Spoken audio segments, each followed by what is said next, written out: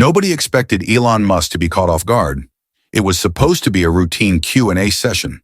Another day, another high-profile event where Musk would share his vision for the future. The conference hall was packed with journalists, tech enthusiasts, and investors, all eager to hear about the next big innovation. But no one in that room knew that one simple question, from a child of all people, would leave Elon Musk speechless. The event was held at a prestigious technology summit in San Francisco. The stage was sleek and modern, the Tesla and SpaceX logos gleaming on the giant screens behind Musk as he sat comfortably in his chair, answering questions from the audience.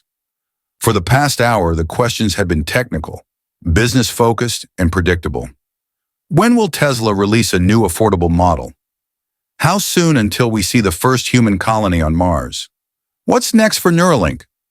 Musk answered each one smoothly with his usual mix of humor, wit, and deep technical knowledge. Then came the unexpected moment. A soft voice, almost hesitant, cut through the noise. "Mr. Musk?" Elon's eyes shifted toward the front row, where a young boy, no older than 10 or 11, stood up, gripping the microphone with both hands. He wore a slightly oversized hoodie, his expression a mix of curiosity and nervousness. Elon smiled encouragingly. "Hey there, what's your name?" The boy took a small breath. "Ethan." "Nice to meet you, Ethan," Musk said, his tone gentler than before. "What's your question?" Ethan hesitated, then asked, "What do you think the world will look like when I grow up?" The room fell silent. It wasn't a business question. It wasn't about Tesla, Mars, or AI. It was about the future itself. Elon Musk, the man who built rockets, revolutionized electric cars, and warned the world about AI risks, suddenly looked different. For the first time that night, he paused. The audience leaned in. This wasn't something he could answer with charts or projections. This was something bigger. Musk's eyes flickered with thought, and for a moment he looked at Ethan as if he were staring not at a child, but at the very question that had haunted him for years. He finally leaned forward, resting his elbows on his knees. "Well, Ethan," he said, his voice softer than before, "that's a really important question." The room was dead silent. You see, people like to think the future is already decided, like it's something that just happens to us. But that's not true, Musk continued. The future is something we build, and that means it depends on the choices we make today. Ethan nodded, hanging on to every word. Musk glanced around the room, then back at the boy. "The world you'll grow up in, Ethan, it could be amazing. You might see the first human city on Mars. You might see AI cure diseases that no doctor could. You might live in a world where cars drive themselves, where energy is free, where people don't have to worry about things like pollution or traffic or even aging." The audience was captivated. "But," Musk said, and his voice changed, lower, heavier, "it could also be a world full of problems." A quiet tension filled the room. "There's a chance," he continued, "that if we don't take care of our planet, we could run out of resources. If we don't manage AI properly, it could be dangerous. If we don't work together, we could face wars, economic collapse, even things we can't predict yet." Ethan's small fingers gripped the microphone tighter. Musk sighed, running a hand through his hair. "The truth is, Ethan," he said, "I don't know what the world will look like when you grow up." The audience stirred. "But here's what I do know." Musk's eyes locked onto Ethan's. Your generation, you get to decide what kind of world it will be." Ethan blinked. "Me?" "All of you," Musk said, gesturing to the young people in the crowd. "You'll be the ones building the technology, making the laws, deciding what matters. People always think the future is shaped by billionaires, by governments, by scientists, and sure, we play a part. But the real change? It comes from people like you." A murmur of agreement spread through the audience. Ethan's lips parted slightly, his eyes reflecting something deeper. "Hope." Musk smiled, then added, "So the real question, Ethan, isn't, what will the future look like? The real question is, what kind of future do you want to build?"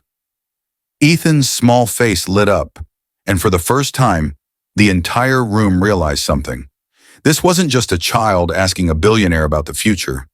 This was the moment when one of the most powerful minds on the planet had passed the responsibility of the future to the next generation, and everyone felt it.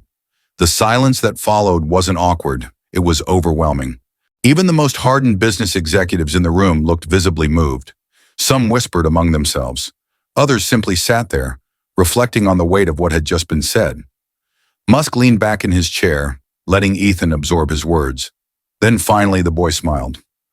"Thanks, Mr. Musk," he said. Musk chuckled. "Any time, buddy." The audience erupted into applause, but it wasn't the usual loud, enthusiastic, celebrity-type applause. It was something different, something deeper, and for the first time that night, Elon Musk wasn't the most important person in the room. It was a child. The applause echoed through the hall, but Elon Musk wasn't focused on the clapping. He was still looking at Ethan, and for a moment he saw himself, not as the billionaire entrepreneur, the CEO, the innovator, but as a kid, a boy with big dreams, a restless mind, and a vision of the future that no one else could quite understand. Ethan sat down, his eyes still locked onto Musk, as if he were waiting, hoping for more. And Musk knew the conversation wasn't over. He leaned forward again, gripping the microphone tighter. The applause faded as the audience realized he wasn't done speaking. "Elon," the moderator finally said, "I think we're all wondering, what do you think the biggest challenge will be for Ethan's generation?" Musk exhaled, his fingers tapping against the table. "That's a good question," he said, nodding slowly. "The biggest challenge—" He glanced back at Ethan, then at the hundreds of faces staring at him. "I'd say the biggest challenge isn't technology," he finally said. "It's not AI. It's not climate change. It's not even space travel." The room tensed. Musk continued. "The hardest thing," he said, "will be making sure that we don't lose hope." The audience stirred. Musk's voice grew heavier, more serious. "You see, the reason I do what I do isn't just because I love rockets or cars or AI. It's because I believe that the future has to be exciting. It has to be something people want to wake up for." He paused, scanning the room. "And right now, a lot of people don't feel that way." The energy shifted. "This is something I don't talk about much," Musk admitted. "But the more I travel, the more I see it. People are scared of the future. They don't trust governments. They don't trust companies. They don't trust each other." Ethan's small hands gripped the edges of his chair. "And when people are scared," Musk continued, "they stop dreaming. They stop trying. And that, Ethan, is the real danger. Because if people stop believing in the future, it doesn't matter how many rockets we build. It doesn't matter how smart AI becomes. It doesn't matter if we cure diseases, fix the climate, or make Mars habitable." He leaned in, his voice quieter now. "Because without hope, none of it will matter." The room was silent. Even the journalists had stopped taking notes. Even the executives, the tech moguls, the investors, the people who had come expecting business forecasts and innovation announcements, were suddenly reminded of something much bigger. This wasn't about products. This wasn't about profit margins. This was about why people get up in the morning. Musk turned back to Ethan. "So, what do I think the world will look like when you grow up?" he said. "I don't know, Ethan, but what I do know is this. We need people like you to make sure it's a world worth living in." The boy blinked, and for the first time, he looked different. He no longer looked like a kid who had just asked a question at a fancy event. He looked like someone who had just been handed a responsibility bigger than himself, the responsibility to believe. Ethan sat there for a moment, digesting everything. Then slowly he nodded. Musk smiled. "That's all we need," he said. "Just enough people willing to try." The room exploded into applause. But this time, it wasn't for Elon Musk. It was for Ethan. It was for every person in that room who had ever wondered whether the future was still something worth believing in. Musk stood up, adjusting his jacket. "I think that's a good place to end," he said with a smirk. The moderator nodded, still looking shaken. Yes, I think so too." As Musk walked off the stage, someone stopped him. A well-known venture capitalist, an older man in an expensive suit, reached out. "That was something else," the man said. "I expected stock predictions and tech insights. I didn't expect—" He trailed off. Musk smirked. I didn't expect it either. The man shook his head. You know, it's funny. You're the guy who always talks about space, AI, the singularity, and yet, when it came down to it, the most important thing you talked about tonight? Musk raised an eyebrow.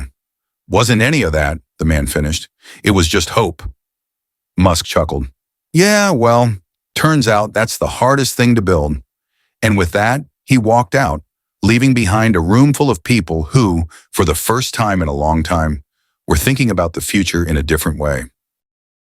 Don't forget to like and subscribe for more stories that inspire and challenge us to grow. What would you have done if you were in his shoes? Let us know in the comments below.